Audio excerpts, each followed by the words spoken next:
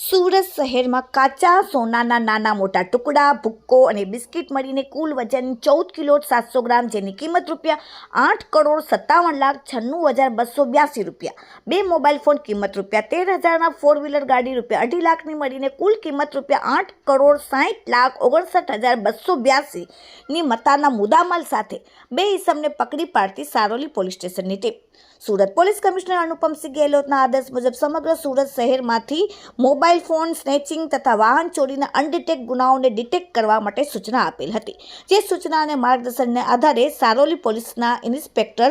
Shri SR Vekariya તથા ASI Ajitbhai તથા બીજા સર્વેલન્સ સ્ટાફના માણસો સારોલી પોલીસ સ્ટેશન વિસ્તારમાં નાઇટના રાઉન્ડમાં પેટ્રોલિંગમાં હતા. તે દરમિયાન ખાનગી બાતમીના આધારે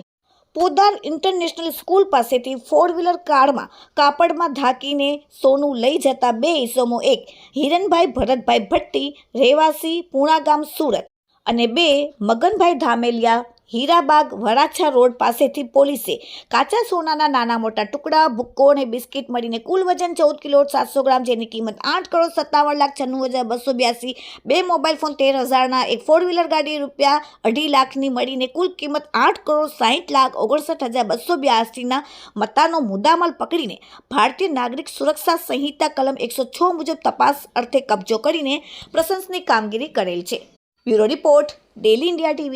સુરત.